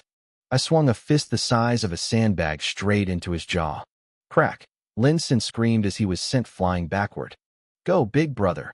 Qin Hao cheered, jumping up and down.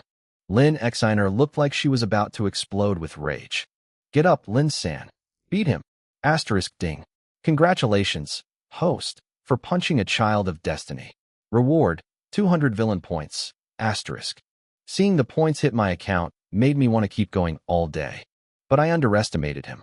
Lin San flipped in midair and stabilized his footing. He surged back toward me like a streak of light, his sword glowing with a dark, watery sheen. Sword intent. Dad and the elders gasped.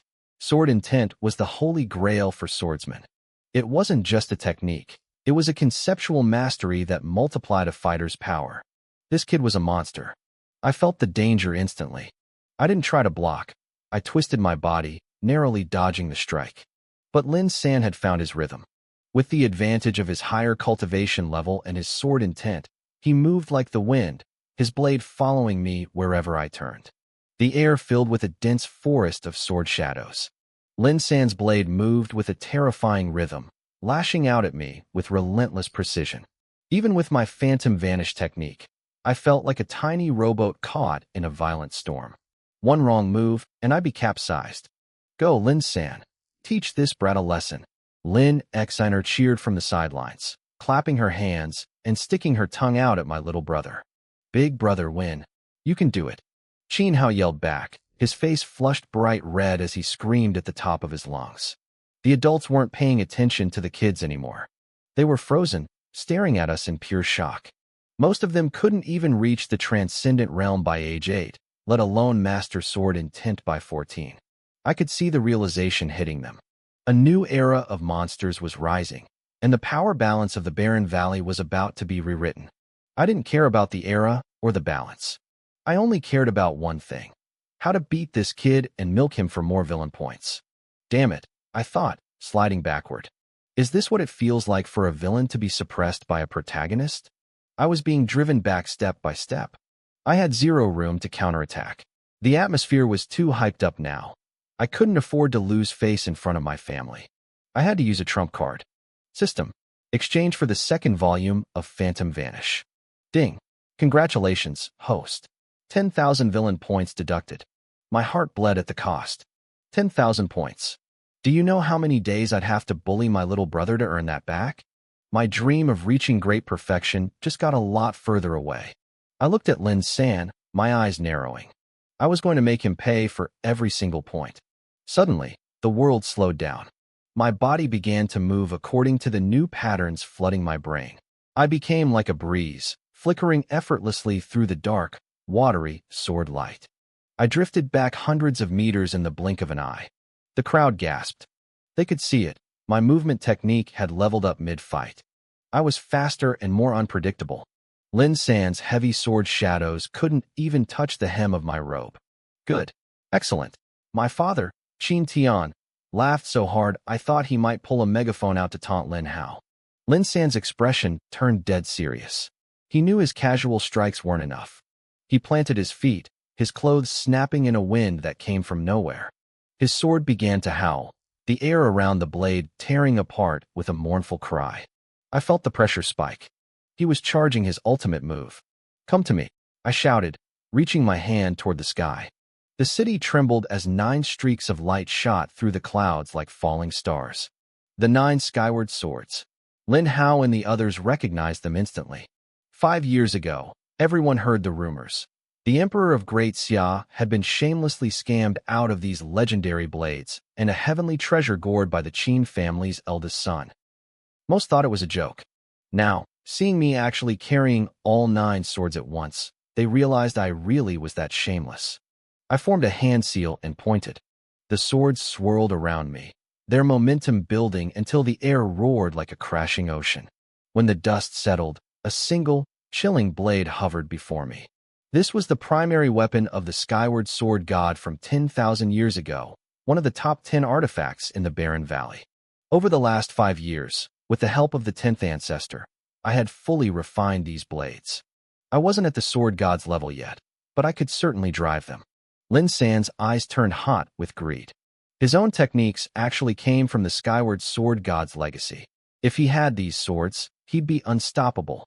He knew he couldn't steal them from the Qin family openly, but the hunger in his eyes was unmistakable. Even with a divine sword, you won't beat me, Lin San roared. He lunged through the dust, his blade erupting in a brilliant light that seemed to slice through reality itself. It was the Skyward Sword scripture, a divine-level technique meant to slay gods and Buddhas alike. Not good. My father's face went pale. He moved to intervene. Even if I was a genius, I was only 8. How could I stop a god-tier technique? But before he could step in, he saw my eyes. They were cold and sharp. I dropped into a low stance, my hand gripping the hilt. Heaven-slaying drawl. A single, crisp ring of steel echoed through the heavens. A beam of sword light erupted, so bright and cold it felt like the world was being split in two. It wasn't flashy. It was just pure, absolute destruction. Boom. The two forces collided, sending a shockwave through the courtyard that nearly blew the younger kids away. Qin Hao and Lin Xiner had to grab onto their parents' robes just to stay on their feet. Lin San's eyes nearly popped out of his head. He was older, stronger, and had the rightful inheritance, yet his sword was cracking. My tenfold attribute bonus from my physique, combined with the recovery from my gourd and the sheer power of my draw technique, was overwhelming him. Crack! Lin San's sword shattered into pieces.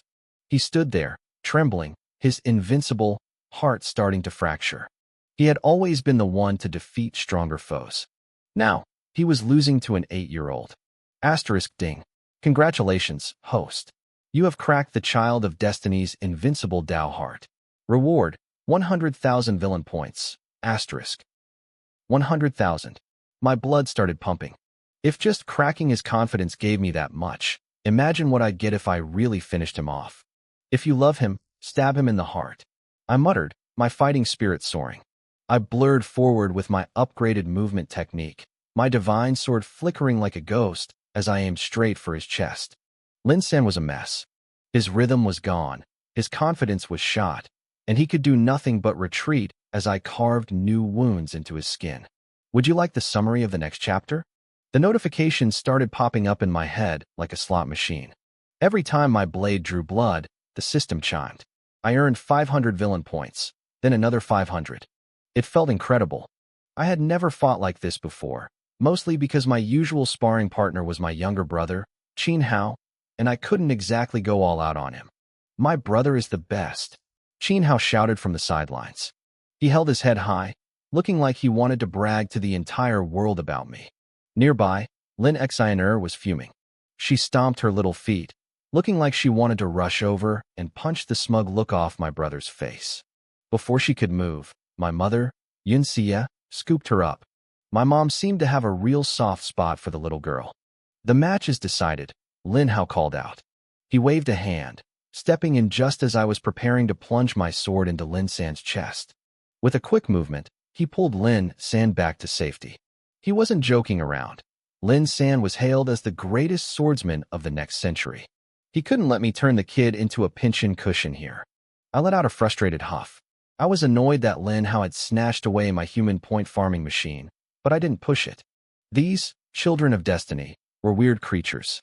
If I pushed too hard, some hidden powerhouse would probably crawl out of the woodwork to save him. It was better to quit while I was ahead and avoid unnecessary trouble. My father, Qin Tian, burst into a loud laugh. Hearing someone praise his eldest son made his day. He knew the alliance and the marriage proposal were basically a done deal now. The welcoming ceremony continued. My father led Lin Hao into the heart of the Qin family city. As they walked, Lin Hao stared at the rows of high-cultivation Qin disciples with pure envy. I could tell what he was thinking. If he had the choice, he'd rather spend resources on his own bloodline than on an outsider like Lin San, no matter how talented. Loyalty is a fickle thing, after all. Soon, the parents got down to business, discussing the marriage. I figured Lin Hao would choose me since I'd just put on a dominant display of power. But to everyone's shock, he pointed at Qin Hao instead. My brother had been standing there doing absolutely nothing but watching the show. What the hell? I muttered under my breath. The logic of these protagonists was beyond me. I did all the heavy lifting, and my brother got the girl? It was a classic case of fight like a tiger, lose the bride to the bystander. My parents were just as surprised. I had proven I had terrifying combat power for an 8-year-old. Qin Hao, on the other hand, had the supreme bone, but it hadn't been activated yet. His actual fighting strength was a mystery. Lin Hao just smiled.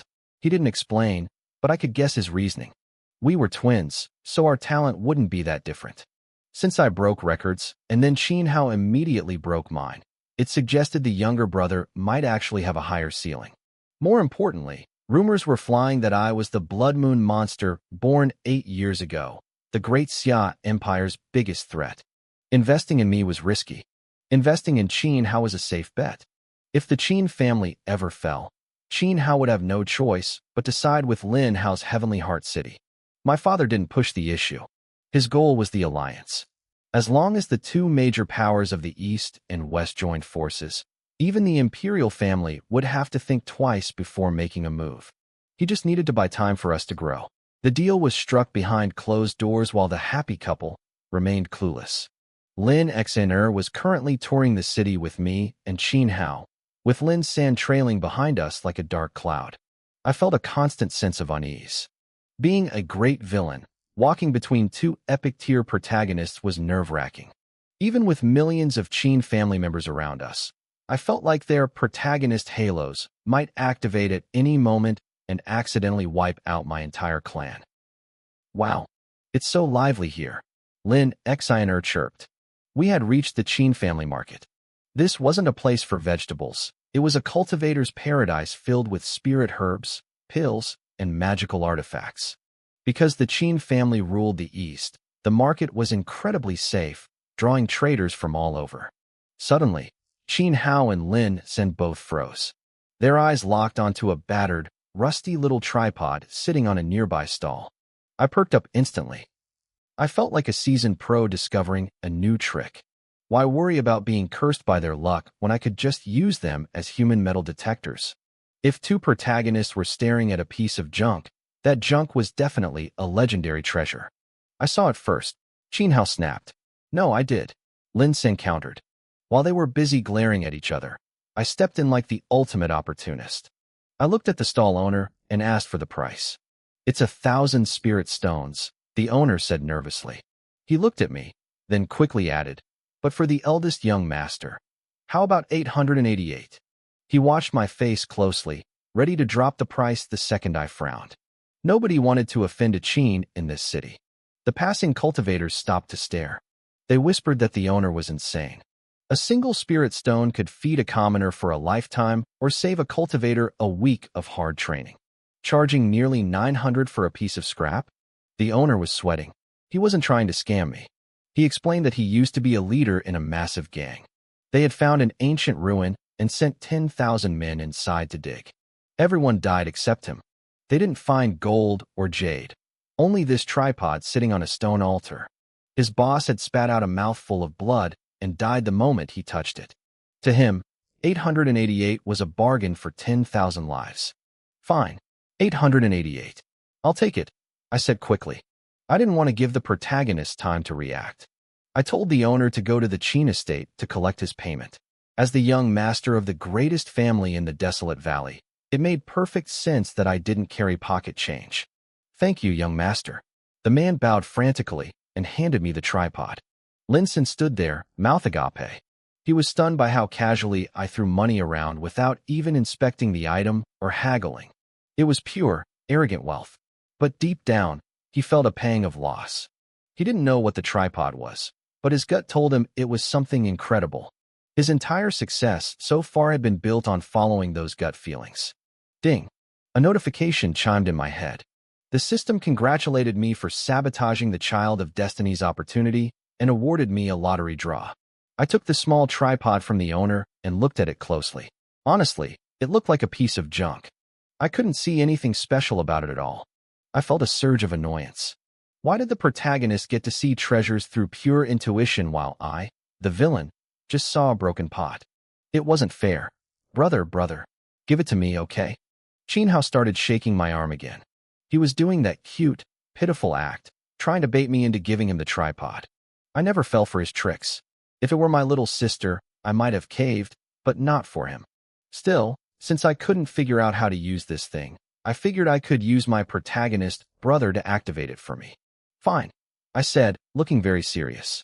I just spent 888 spirit stones on this. As your big brother, I'll cover 2 of the 8s. If you pay the last 8, I'll let you play with it for a few days. Deal. Brother, you're the best. Qin Hao chirped. His brain clearly wasn't fully developed yet.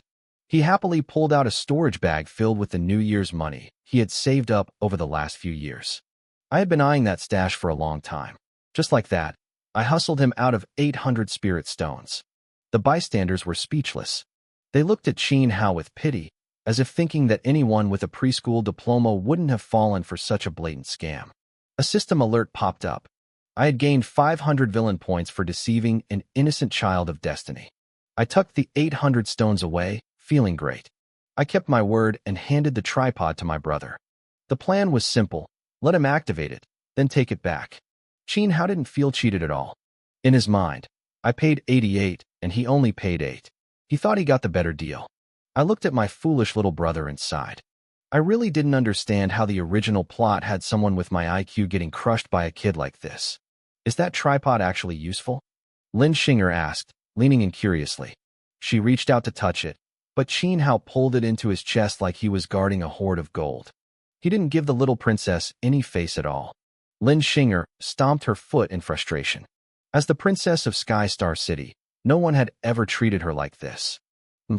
I don't even care. Lin San, let's go. She was a typical arrogant little girl. Asking twice wasn't in her vocabulary. She led Lin San away to continue browsing the market. Having tasted the sweetness of success, I shamelessly followed them, keeping my eyes locked on Lin San's every reaction. Lin San felt a chill run down his spine. He was panicking. He had heard rumors that some noble heirs had unusual hobbies. He thought I was looking at him because I liked delicate male servants. To him, I was confirming his fears. Every time his eyes lingered on an item for more than 2 seconds, I stepped in and bought it immediately. I was like a domineering CEO on a shopping spree with a young bride, buying everything in sight to show off my wealth. But I was actually confused. Most of the stuff I bought was junk compared to the tripod. Ding! The system kept chiming. I gained 300 points for snatching a celestial herb. Another 300 for a rare pill. They were good items, but I really wanted another lottery draw. I refused to believe this massive market didn't have any more top-tier treasures. For the next few days, I followed Lin San everywhere. The poor guy was terrified. He couldn't sleep, clutching his sword all night to protect his innocence. He wanted to be a top-tier servant, not a nobleman's plaything. Meanwhile, the locals were buzzing about me. They had heard I was a genius, but now they saw it. An 8-year-old who reached the transcendent realm, mastered complex formations, and defeated a sword god successor. They watched me pick out treasures with 100% accuracy. They thought I had profound, ancient knowledge. They didn't realize I was just using a human metal detector. Eventually, the marriage contract between the Qin and Lin families was officially announced. The alliance was sealed. Lin Hao prepared his caravan to head back to Sky Star City. Brother Qin, this is where we part, Lin Hao said, sounding genuinely sad to leave. Safe travels, Brother Lin, my father replied, equally emotional. They had walked 100 miles together to say goodbye. I stared at Lin San with deep regret. My human treasure radar was leaving. Even though he only found me one legendary item, the other treasures had made me a fortune. Lin San saw my lingering gaze and shuddered. He just wanted to get away from me before I corrupted him. That night, I couldn't sleep. Lin San had been a gold mine. In just a few days, I had squeezed 15,000 villain points and a lottery draw out of him. My brother couldn't give me that kind of joy. I almost wanted to run away from home just to follow him. I shook the thought away and called up the system. It was time to spin the wheel. The massive lottery interface appeared, filled with legendary physiques and ancient powers, the Chaos Body, the Supreme Bone, the true dragon bloodline. The wheel spun and slowed down. Ding! Congratulations! You have drawn the god-level Buddhist art, great majestic heavenly dragon. A thunderclap exploded in my mind. My soul felt like it was leaving my body. I saw a golden dragon, hundreds of feet long, soaring through a shattered sky. It roared, and the world trembled. Before I could blink, the dragon dived straight into my chest. I woke up drenched in sweat. A golden dragon tattoo now spiraled around my arm.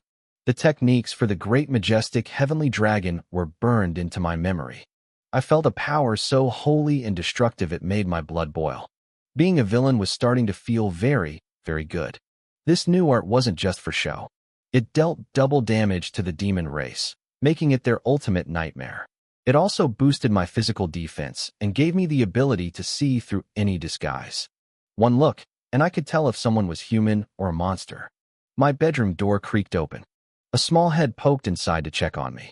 It was my younger brother, Chin Hao. When he saw I was still awake, he beamed and scurried inside, clutching a small pillow. He climbed onto my bed with his bare feet and announced he was sleeping with me tonight. Usually, it's a little sister who gets scared and runs to her brother. Why did I end up with a child of destiny for a brother instead? I stared at him as he fell asleep instantly.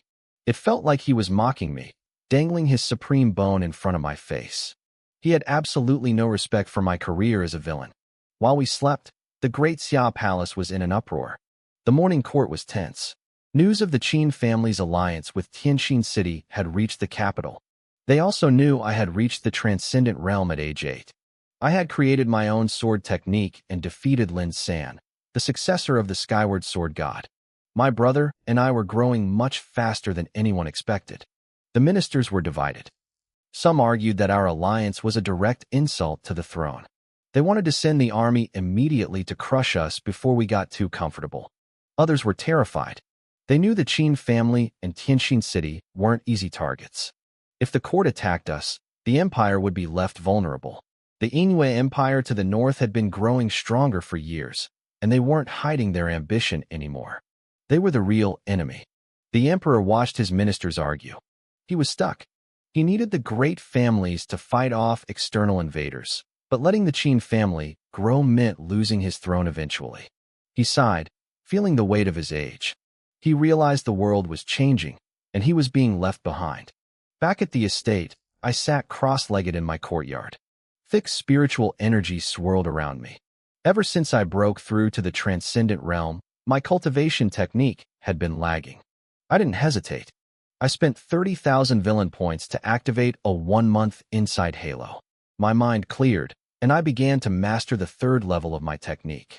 The 10th ancestor stood nearby, his face pale with shock. He could feel the changes in my body. My flesh was becoming tougher, and my self-healing was reaching impossible levels. I couldn't come back from the dead yet, but regrowing a lost limb seemed easy. He had never seen a technique like this. If I mastered it completely, would I become truly immortal? A dull thud echoed from inside my chest. Golden runes erupted around me, glowing with a blinding light. My aura surged. I hadn't just mastered the 3rd level of the technique. I had broken through to the 2nd level of the transcendent realm. I was a monster. Even the ancestor couldn't help but call me a freak of nature. Suddenly, a heavy bell began to toll. The sound echoed through the entire city, making everyone freeze. That bell hadn't rung in hundreds of years. It was an emergency signal. The Qin family was facing a crisis of life and death. Everyone had to prepare for war. The 10th ancestor's face went grim. He turned into a streak of white light and vanished. I stood up, my eyes narrowing. A war for survival. I had a feeling this had something to do with my little brother. I started looking for Qin Hao so I could give him a good spanking. I never wanted this. My dream was to be a spoiled, lazy rich kid who spent his days in luxury. But because of this little protagonist, I had to work myself to the bone. Now our whole clan was at risk. I needed to hit him just to vent my frustration. In the Great Hall, my father, Qin Tian, sat at the head of the table. Facing him were the 13 leaders of our elite forces, known as the 13 Protectors. Our spies in the palace had sent word. The emperor had made his choice. He was coming for us. One of the burly leaders grinned, his hand gripping his massive blade. He was itching for a fight, but others were worried. They knew a war would leave the empire open for the Enro Empire to invade. It was a lose-lose situation. The best move was to stall for time so my brother and I could grow stronger. My father's expression was cold. He knew the emperor was desperate. To the emperor, losing half the empire in a war was better than letting the Qin family replace him. He wanted to strike now while we were still young. It was a move of pure desperation. The atmosphere in the city changed instantly. The laughter was gone. The streets were no longer filled with people shopping or relaxing. Instead, rows of armored soldiers marched past. The tension was thick enough to choke on. I looked at the soldiers and wondered if we could actually win. I wasn't a naive kid. I knew the odds. Even with our alliance, the emperor had the rest of the empire's resources. And there was a bigger problem. In every story I knew, the child of destiny usually lost his family early on. It was the classic trope. The clan gets wiped out so the hero has a reason to get stronger. Our chances of winning were basically zero. For a second, I thought about packing my bags and running away. But I looked at the faces around me. These were my people. My brothers. I sighed and shook the thought out of my head. I wasn't going anywhere. I started thinking about how to flip the script. I needed a way to win this losing game. Suddenly, a spark hit me. I remembered the system mission. I had to extract my brother's supreme bone. Maybe I could do it in broad daylight and make it look like a sacrifice. I headed straight for the Qin family ancestral hall. It was a heavy, silent place. Over 100,000 spirit tablets were stacked there, honoring the ancestors who died for our clan. My first ancestor sat on a prayer mat, his hair as white as snow. 9 other ancestors stood behind him, along with my father, Qin Tian. Ancestor, that's the situation, my father said, kneeling. He explained the emperor's threat. The first ancestor didn't even turn around. His voice was slow and heavy. If this war is unavoidable, then we fight. The room grew cold. Everyone looked ready to die for the cause. But I couldn't let that happen. Ancestor, you can't. I shouted, my small voice echoing through the hall. Fenger, get out. My father turned, his face red with anger. How dare you shout in the ancestral hall and question the ancestor? Where are your manners? Shut up, the ancestor snapped. He wasn't talking to me. He was talking to my father. The old man turned around with a warm smile and waved me over. My father looked like he'd been slapped. He was the clan leader, yet he was being scolded like a child while I was treated like a favorite. Fenger, what do you mean by you can't? The ancestor asked, his eyes full of affection. He loved me because I always brought him snacks and respected him, unlike the others who only came to him when they wanted to fight. I kept my face serious. Only a fool thinks war is the only way to win. If we win, we lose our strength. If we lose, our prestige is gone. The ancestors all looked at my father at once. Their eyes said it all. Asterisk, we aren't the fools. He's the clan leader. Asterisk. My father's eye twitched. I could tell he was screaming internally. Go on, the ancestor said, genuinely curious. How do we win without a war? The emperor feels threatened because of me and my brother, I explained. If we hide, or if the threat is gone, the war has no reason to continue. The room went quiet. They thought I was just a naive kid. They knew the emperor wouldn't stop unless we were dead or crippled. Exactly, I said, pulling out a yellowed ancient book I'd bought from the system. I showed them the page about the supreme bone. It detailed a process called breaking and then rebuilding. To reach the true peak, the bone had to be removed first. The ancestors gasped.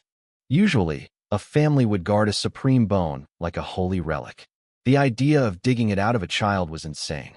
This could work, the ancestor whispered after a long silence. I object, my father screamed. Howard is only 5. He's a baby. He shouldn't have to feel that kind of pain. The ancestor looked at him calmly. To become a true supreme, a bone isn't enough. You need willpower. You need spirit. Perhaps this is fate. My father didn't care about fate. He cared about his son. But the ancestor ignored him and looked at me. Howard can hide by losing his bone and rebuilding later, the ancestor said. But what about you? How will you hide your talent? I stood tall, looking like a martyr. I will be the villain. I'll pretend to be jealous of my brother's talent. I'll dig out his supreme bone myself and try to take it for my own. When the family discovers my crime, you'll kick me out. You'll hunt me down. You'll put a death warrant on my head. The room went dead silent. They couldn't believe an 8-year-old was saying this. I wasn't just being cruel to my brother. I was being suicidal toward myself. I would lose everything, my family, my protection, my name. I'd be hunted until the day my brother grew strong enough to reveal the truth. If I even lived that long. No, my father cried out. He couldn't take it. One son suffering physical agony, the other branded a traitor and hunted by the world. No parent could want that. To be a hero, one must endure the world's curses, I said, my chest puffed out. I almost made myself cry with how noble I sounded. For the family, I'm willing. The system chimed in my head. Such a hypocritical villain. You deserve a reward. I gained a massive storage space, perfect for a life on the run. The ancestor's voice trembled. Do you know what you're facing? There's no turning back. I don't regret it, I said firmly. A sword is sharpened by the stone.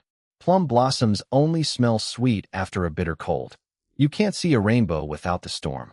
Inside, I was screaming, stop talking. Let me go dig out the bone already. I want my rewards. I want to leave this beginner village and see the world. Fine, the ancestor finally said. It sounded like it took all his strength. He knew this was the only way to save the clan. even if it meant sacrificing me. My father fell to his knees, sobbing. He begged the ancestor to stop, his voice broken. He couldn't bear the thought of his eldest son being hunted while he had to pretend to hate me. It was too cruel. I looked at him and felt a small pang of guilt, but I didn't waver. "Don't worry, father," I said softly. "This was the only way. I'll definitely come back safely." I helped my cheap old man, Chin Tian, off the ground. For the first time in 8 years, I called him father and truly meant it. It was a promise. I'd return one day, mostly so I could be the one to personally pull his oxygen plug when the time came. Night fell, and a heavy silence smothered the Chin estate. The emergency war bells had stopped ringing, but the tension hadn't faded. All nighttime activities were canceled. Everyone was locked away, desperately trying to break through their cultivation levels. They knew the truth. Only the strong would survive the coming storm. I moved through the shadows. My footsteps were silent as I reached my younger brother's room. The door creaked open, and I stepped inside. The moonlight filtered through the window, casting a pale glow on Chin Hao. He was fast asleep, clutching his little broken tripod, looking completely innocent. For a second, I hesitated. It was hard to be the bad guy when the victim looked so helpless. "Brother, I'm doing this for your own good," I told myself. It was the ultimate coping mechanism. If I didn't rip out his supreme bone, the Chin family couldn't go into hiding. He wouldn't experience the hardships he needed to grow. I wouldn't finish my mission. And most importantly, my father would finally stop bragging that I had the potential of the great earth. It was a win-win-win-win. "Forgive me, my foolish little brother," I whispered. Chin Hao's eyes fluttered open. He rubbed them, blinking at me. Before he could smile or jump into my arms, his face contorted. A scream died in his throat as a sharp, agonizing pain ripped through his chest. I didn't hesitate. I plunged my hand into his body and tore the supreme bone out. "Brother?" He looked up at me, his eyes wide with disbelief. I wasn't the kind older brother anymore. I was a cold-blooded stranger. "The supreme bone. I'll be taking this," I said, my voice like ice. The system chimed in my head. *ding. Congratulations to the host for wounding the child of destiny. He is near death. You earned 800,000 villain points. *ding. Congratulations for digging out the supreme bone and destroying his opportunity. You earned 1 lottery draw. *ding. Congratulations for completing the epic villain mission. Reward: invincible double pupils. My vision blurred and then sharpened. My pupils split into 2, vibrating with a power that let me see the very essence of the world. I blinked, and they shifted back to looking normal. Chin Hao collapsed back onto the bed, his little tripod clattering to the floor. I looked at the tripod with my new eyes. This time, I saw it, a faint, flickering soul residing inside. The classic, old grandpa mentor figure every protagonist has. It's fake. It has to be a dream. Chin Hao groaned, struggling on the bed. He couldn't accept that his brother would do this. But reality didn't care about his feelings. He watched me walk away with his bone, never looking back. I left the tripod behind. I didn't need an old ghost's guidance. My system was way more vicious than any mentor. Besides, a bone for a mentor was a fair trade. He actually got the better end of the deal. As I stepped out, a sigh echoed from the tripod. Double pupils are already an invincible path. Why bother stealing another's bone? A soft light radiated from the artifact, wrapping around Chin Hao to stabilize his wounds. Meanwhile, in my parents' room, my mother was hysterical. "No, I won't allow it." Yun Xie sobbed, clutching my father's robes. She couldn't bear the thought of me being hunted while my brother grew up hating me. It was too cruel for any mother to endure. "We have to believe in him," Chin Tian whispered, holding her tight. He was the clan head. He couldn't let his people die in a hopeless war. This sacrifice was the only way for the Chin family to one day rise again. Thud, thud, thud. 3 heavy knocks sounded at their door. I was outside, kneeling. I bowed my head to the floor 3 times in silence. "Fenger," my mother screamed, trying to rush to the door. Chin Tian held her back. If she saw me now, the plan would crumble. The secret had to be kept. "Father, mother, I'm leaving," I called out. Then, I stood up and walked away from the only home I'd known for 8 years. Behind me, I heard my mother's heart-wrenching wails. She was beating her fists against my father's chest, mourning the son she was forced to lose. I reached the main gates and felt the cold night wind on my face. I looked back one last time. This family had given me warmth and love. To protect them, I had to become their greatest enemy. Wild Valley, beautiful girls, here I come. My eyes fell on a crooked tree near the gate. With my double pupils, I saw it clearly now. It wasn't just a tree. It contained a terrifying, ancient energy, something that didn't belong to this era. I looked at the supreme bone in my hand and sighed. Compared to the tripod's ghost and this mystery tree, the bone was actually the weakest cheat code my brother had. Protagonists really are unfair. Child. The ancestor's voice echoed in my mind via telepathy. The sun will rise soon. The Qin family's kill order for you will spread across the Wild Valley. Where will you go? To the Moon Empire, I said firmly. I chose the most dangerous path. The Moon Empire had reformed a century ago. They didn't care about bloodlines, only talent. A traitor from the Qin family would be the perfect recruit for them. Plus, they were the only ones strong enough to challenge the Great Xia Empire. I told myself I was going there to be a deep-cover spy for the Qin family. I definitely wasn't going because 3 of the 4 most beautiful women in the valley lived there. Definitely not. Child, you must stay alive, the ancestor whispered, his voice thick with emotion. He was moved by my selflessness. Ding. Such a hypocritical villain deserves applause. Storage space doubled. Shut up, I told the system. I'm the hope of the family. Suddenly, screams erupted from the estate behind me. Someone, help. The second young master has been attacked. The peace was shattered. The Qin guards rushed out, weapons drawn, assuming the Great Xia Emperor had sent assassins. But when they reached the room and saw the bloody scene, a 5-year-old boy with his foundation ripped out, their fury turned into pure horror. They realized the monster wasn't an outsider. It was one of their own. The estate was in total chaos. People can tolerate a lot of things, but they can't tolerate losing. I couldn't tolerate it either, but for a different reason. When the guards heard who the culprit was, they stood there like statues, completely stunned. Qin Feng? That's impossible. Everyone knew me as the perfect eldest son. I was polite, refined, and hardworking. I was the model student of the Qin family, the undisputed successor to the throne. How could someone like me be so cruel? How could I personally dig out my own brother's supreme bone? No way. The guards whispered, shaking their heads. They refused to believe it. Sure, I teased Qin Hao sometimes, but to them, it was just normal sibling rivalry. They thought we were close. They thought I loved him.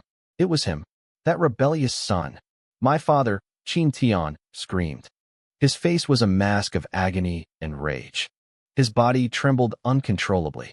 He had a perfect family once. But because of the Great Xia imperial family, he was losing everything.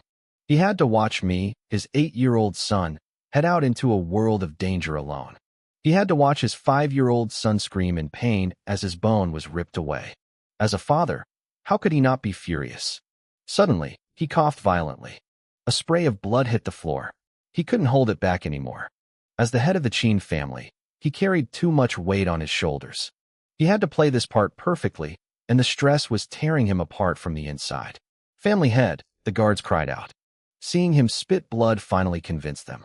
Qin Tian was a man of terrifying power. For him to be driven to this state meant the betrayal was real. To a parent, watching your children mutilate each other is a pain worse than death. That's when the second ancestor's voice boomed across the estate, cold and final. Qin Feng was blinded by jealousy. He stole the supreme bone for himself. He has committed a heinous crime. Not only did he show no remorse, but he also attacked the guards to flee. In the name of the second ancestor, I declare Qin Feng a traitor. He is expelled from the Qin family. A kill order is issued. Dead or alive, it doesn't matter. The clan was horrified. They hoped the ancestor would show mercy. Qin Hao's bone was gone. If they lost me too, a talent with the potential to become an emperor, what did the Qin family have left? How could they compete with the rest of the world? His character is unworthy of the Qin name, the ancestor said. His voice cracked slightly. It was the biggest lie he had ever told. If I wasn't worthy, no one was. The sun began to crawl over the horizon. The high-ranking elders stood on the tallest tower of the estate, watching my small silhouette disappear into the distance. I was carrying the hopes of the entire family on my back. I was walking into a meat grinder, dancing on the edge of a blade. One wrong move, and I'd fall into the abyss. They wanted to help me, but they couldn't. I had to carry it all on my 8-year-old shoulders. "Isn't this too cruel?" the 10th elder whispered, tears blurring his vision. He had raised me since I was a baby. Watching me struggle for survival in the wild felt like a knife to his heart. "Great men are forged in hardship," the second ancestor replied, his gaze firm. "He's 8, but his mind and power are beyond any child. He will come back. He'll bring glory back to this family." He looked at the others to comfort them. "Don't forget the omen when he was born. The blood moon." The elders fell silent. A blood moon monster had been unleashed. The wild valley was about to become a very messy place. News of the tragedy spread like wildfire. The world was shocked. The perfect eldest son of the Qin family had mutilated his brother and been exiled. It was the ultimate scandal. The news eventually reached the Emperor of Great Xia. He immediately called a meeting with his officials. "Is this real? Or is it a trick?" the Emperor asked. "It's confirmed," an official reported. "The second son's bone is gone." Qin Tian was so devastated he's been spitting blood and can't leave his bed. The eldest son is a monster. He didn't hesitate to butcher his own blood. The Emperor started laughing. In the world of cultivation, the strong eat the weak. Who cares if they're brothers? The two geniuses of the Qin family are gone.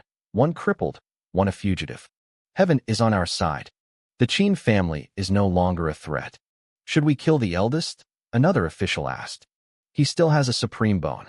He's not a concern." The Emperor waved a hand dismissively. The moment he stole that bone, his path to the top was blocked. He doubted his own strength. He lost his invincible heart. He's nothing now. The Emperor sat back on his dragon throne, feeling like he was in a dream. Last night, he was planning a war. This morning, his enemies had destroyed themselves. He was so happy he decided to pick a new concubine just to celebrate. Meanwhile, I was miles away, leisurely riding a small donkey on the road to the Moon Empire. I checked my system. I had finally saved up over 1,000,000 villain points. Asterisk ding. Spend 1,000,000 points for the Great Perfection Compatibility card, asterisk. I didn't hesitate. I hit confirm. My mind exploded like a thunderclap. I drifted into a trance, feeling the laws of heaven and earth shifting around me. My 33 Heavens creation technique clicked into place. Before, I could only use about 60% of my true power. Now, I had access to 100%. My strength didn't just grow, it leaped. "So this is the Great Perfection stage," I muttered, snapping back to reality. "This is what it feels like to be the main character. If I ran into that protagonist, Lin San again, I wouldn't even need my special sword technique to wreck him." Suddenly, a sleazy laugh echoed from the road ahead. "Little girl, don't be scared. Just let us have some fun, and we'll let you go." I blinked. A hero saves the beauty scenario? Was this a perk for a villain like me? I leaped off my donkey and landed in a tall tree a few hundred meters away. Below me, a group of thugs surrounded a girl in purple. She was stunning, delicate features, bright eyes, and a long flowing dress that shimmered like moonlight. The dress had a slit that showed off her slim, pale legs. My heart nearly skipped a beat. For 8 years in this fantasy world, I hadn't seen anyone dressed this fashionably. It reminded me of the short video girls from my past life. I couldn't just stand there. It was time to play the hero. A top-tier body combined with a low-tier personality, that was me. I watched from the tree as the girl in purple struck first. She used a palm technique that looked like Tai Chi, but it lacked any real bite. She pushed one of the thugs back 2 steps, but that was it. No real damage. Transcendence Realm, Level 3. The thug sneered, his massive frame lunging toward her. The girl was too young and clearly lacked combat experience. Seeing him charge, she panicked, freezing up like a deer in headlights. I figured it was finally time for my big entrance. I opened my mouth to shout, "Let go of that girl," but before I could make a sound, a sharp clink echoed through the air. It was the unmistakable sound of a sword being drawn, followed by a surge of spiritual energy.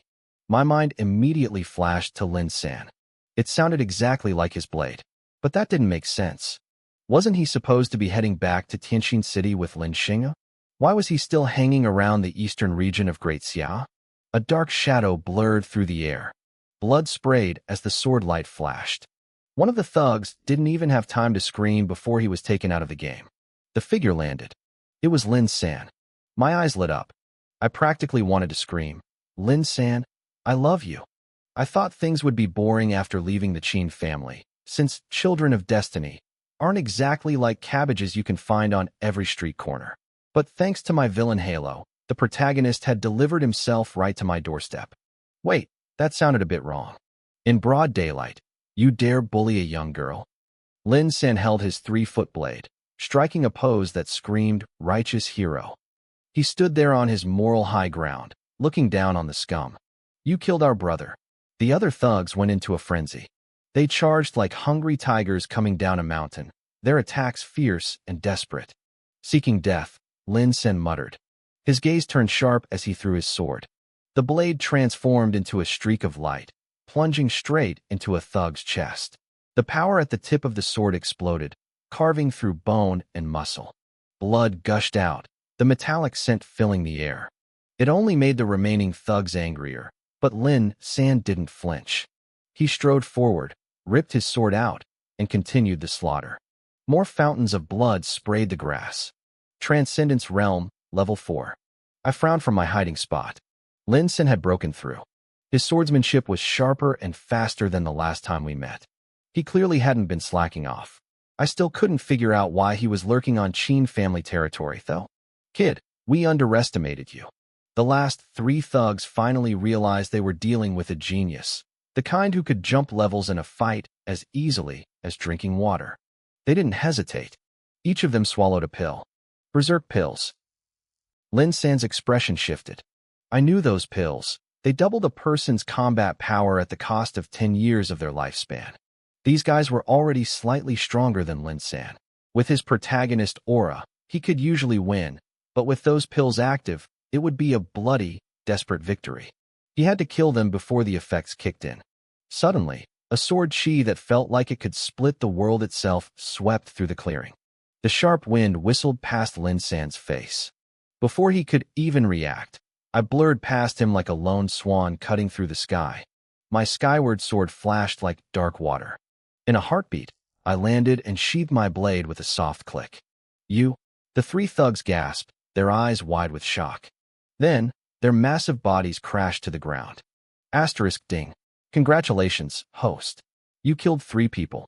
Gained 300 villain points. Asterisk. What a terrifying strike, Lin San whispered, a bead of sweat rolling down his forehead. Even though it wasn't his first time seeing my heaven-slaying draw technique, the sheer power of it still shook him. If I had aimed that at him, he wouldn't have had time to react. Honestly, I'd thought about killing Lin San right there for a massive loot drop, but the risk of a protagonist miracle was too high. It was safer to stick close to him like a hidden snake and strike when the time was right. Brother Lin, what a coincidence. I turned around with a breezy, harmless smile. Brother Qin, I didn't expect to see you again so soon. Lin San clearly hadn't heard about me digging up bones yet, so he greeted me with a respectful fist-palm salute. Thank you both for saving me. I am Ziyuan, the girl in purple said, stepping forward. She bowed deeply to both of us, but her eyes lingered on Lin San. It looked like love at first sight. As for me, she basically ignored me. Apparently, I was just a kid who didn't understand anything. I was speechless.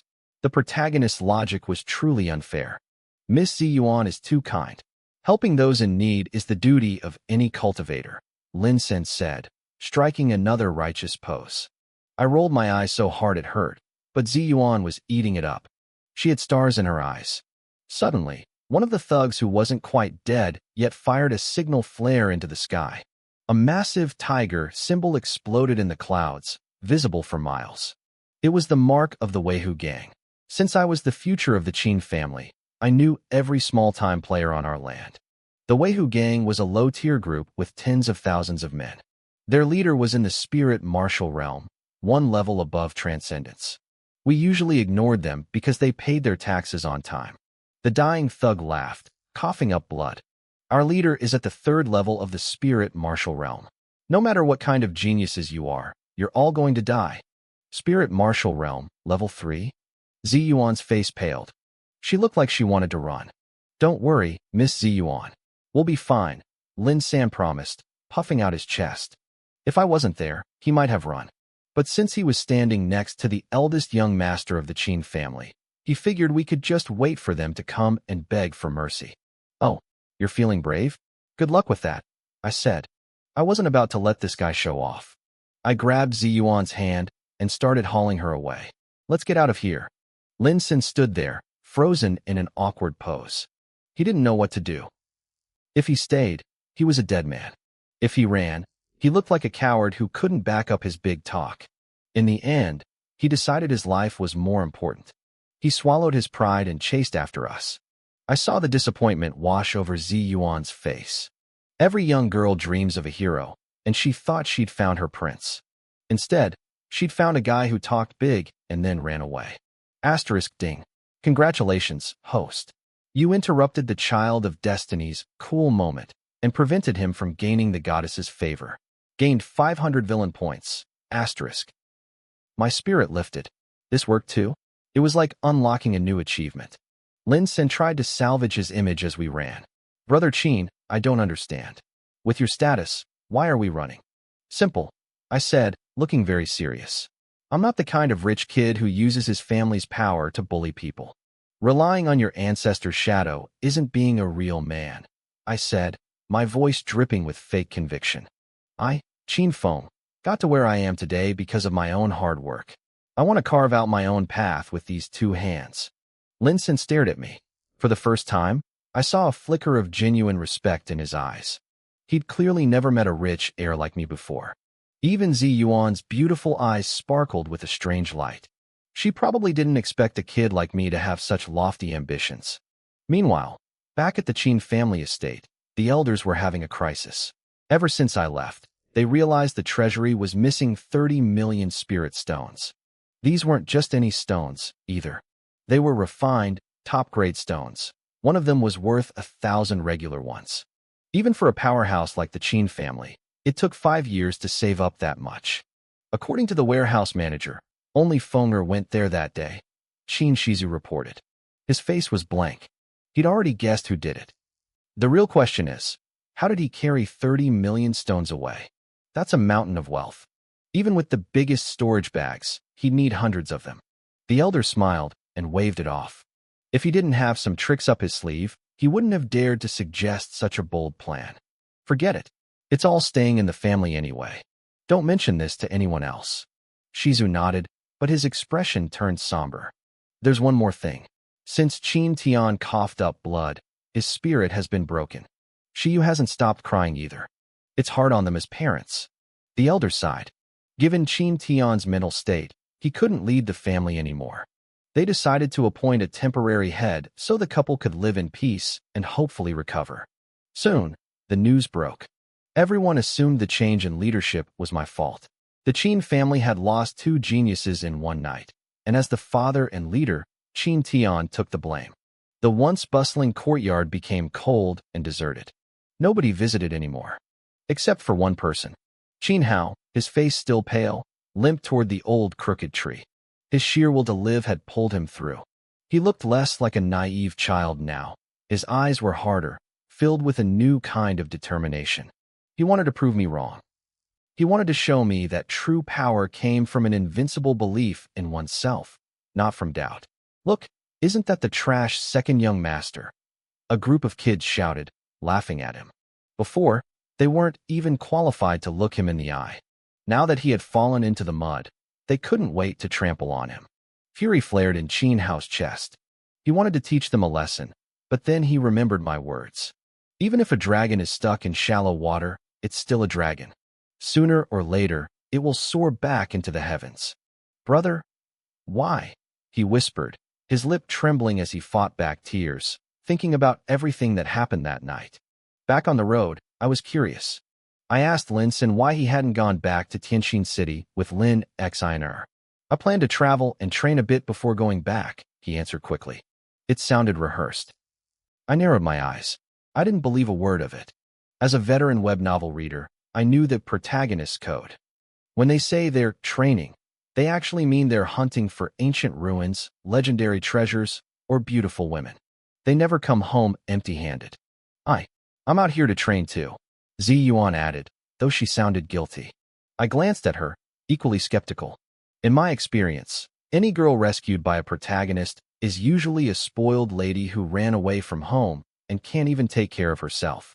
The protagonist stays by her side through thick and thin, which is just a fancy way of setting up his future career as a kept man, living off her family's wealth. It's getting late. Let's find a place to rest, Lin San suggested. Seeing that I wasn't leaving, he led us to a cave. Zi Yuan clapped her hands in delight. After seeing how dangerous the world was, she knew she was weak, but she still had the heart of a wandering hero.